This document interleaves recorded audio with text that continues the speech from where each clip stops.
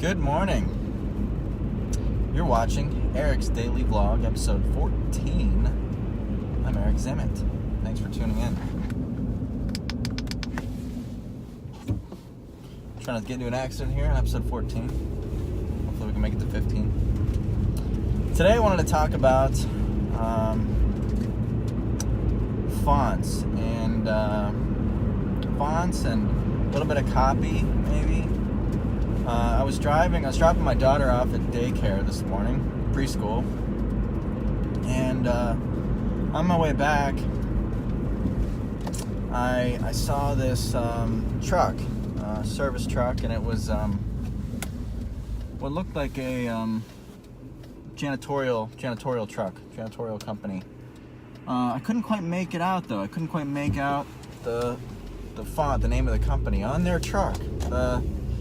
You invest in a piece of equipment like a truck, and usually, you'll put your branding on it, which is really great marketing. Actually, it's like a mobile billboard that's following you around from project to project. Really great marketing tool if you use it the right way. Because the font they picked for their, hey Anthony, what's up, buddy?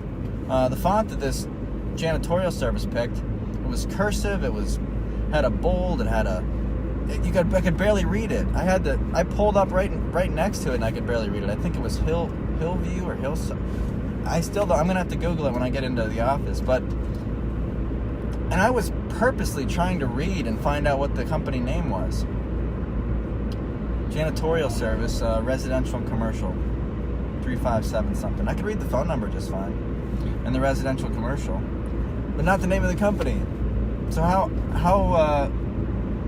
poor is that in the font choice? So I know what they do, where they provide.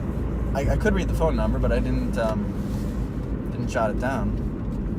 So I'm left to Google search, if I was even in the market for this, I'm left to Google search janitorial service, residential, commercial, and I'm going to see all their competitors and everybody else.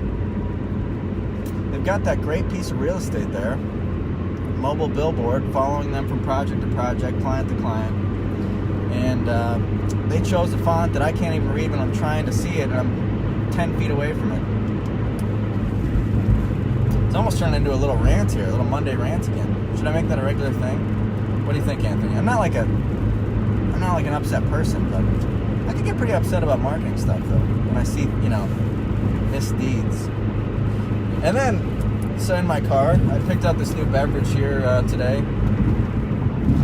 Talk about font choice. This isn't font so much, but it's really cool copy, I think. I was just reading to see how much juice is in here. And here's just something that popped right out at me. You can read that. Juicy flavor that tastes like a rainforest just kissed you on the lips. Just caught my eye. But little things like that though, that's a cool liner. Like I didn't even see this when I was picking this out at the store, but if I saw that line at the store, I would have grabbed it just for that line. Reminds me actually of the Vitamin Water. Vitamin Water had the coolest like copy on their bottles. It's still kind of cool, but when Coke acquired Vitamin Water, I don't forget how many years ago, when they bought it, I don't know, maybe this is just a coincidence, but I think their copy got a little less, like sassy. It was cool. If you remember some of the original Vitamin Water liners, even the names of the drinks, it was pretty neat. And for a product like this, two different things we're talking about here. We're talking about fonts and copy, because it's my show. But when you can get away with cute copy as a sales tool with this, like that would make me buy this, just some cute copy, because this was like $1.99 or something. You can't get away with it with some brands or some industries or businesses, but in terms of making someone buy it just for the cute copy, you can do it though. It's like a Super Bowl ad. The Super Bowl ad discussion we had a few weeks ago. Is it a style purchase or a substance purchase? This is very much a style purchase.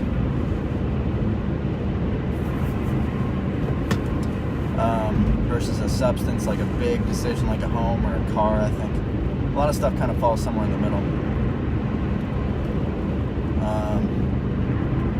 But these are all the little details I think you need to think about as a marketer, as a business owner. What kind of message am I conveying? What kind of product do I provide? Product or service do I provide? How are people finding me? And when they do find me, let's say I was in the market for the janitorial service, or a friend of mine was, right? It doesn't always have to be the end user. A friend or a business, some customer or client of mine was. And let's say I just happened to be in the market for, I knew someone who needed janitorial service right now. That van was right in front of me. Could have been an excellent lead if I was in the market. Or if, down the road, like if it, let's say that janitorial service, let's say their font was, something I could actually read.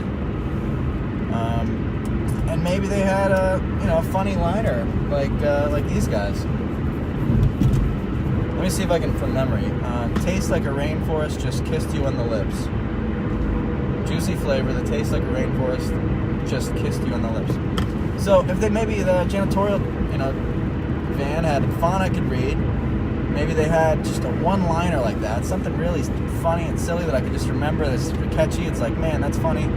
That might make it stick with me a little more. Maybe I don't know. Maybe it ties in with something. So it's just things that you're not going to come up with on a drive into work like I am. You're going to have to think about this in your marketing. Like, what can we do? Like, who's our customer? Where are we reaching them? How are they remembering us in that instance? Or what is the message we're conveying? Just think about both the big long-term strategy and the fine little details. Something as simple as, can people read this font? Please don't forget about that. And maybe that comes up when you're developing the logo and your identity, right? It should come up when you're developing your brand, logo, and identity. Think about, will this fit on different applications? Like, how does this look as a social media icon? How does this look, on our website? How does this look on our van? Can you read the font? Can you read what our name is? You got to think about it in different applications. I know it's a lot of work if you're not, if you don't geek out about this all the time like I do. But then maybe you go to a consultant, or you can find out this stuff. You can research this stuff and learn a lot on your own too. But maybe then, if in that instance, when you're developing your brand identity or rebranding, maybe you look to a consultant, to hire a consultant or an agency of some kind. Here's a guy, Stone Scott's Water. I could read it. Just a magnetized car. It wasn't very pretty, but I could read it. All kinds of, where are we at with time? I want to keep this under 10 so I can post it to LinkedIn. Let's see. Let's do a live, Vilo Supply Plumbing and Heating.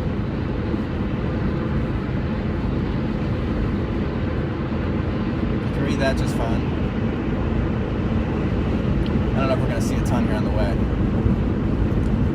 But your vehicle, your work vehicle, in a lot of industries, a lot of companies, is an excellent marketing tool that I don't think should be ignored. And if you are going to put some kind of signage on your vehicle, whether it's a wrap or a magnet, make sure you can read the stuff. Try to put something on there that don't just put a business card on there. Don't just go to Vistaprint and use your business card info and throw that on a magnet. That's not exciting, man. Better than nothing, though. But at least make sure you can read that font. There's a lot of fun stuff that you can do, Just feel free to get creative and put some thought into it. And, get a second opinion from somebody. Hopefully a consultant.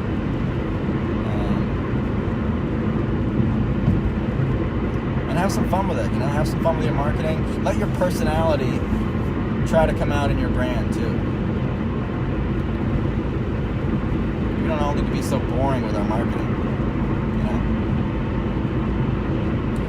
So that was today's marketing thought here from Eric's Daily Vlog. Hope you enjoyed, Anthony. Thanks for tuning in again, man. And we still have to get together, and maybe we'll be on a show here together. Do a little ride along like Brian Allen. We'll steal his idea. But thanks for tuning in, guys. Talk to you soon, Anthony. Take care.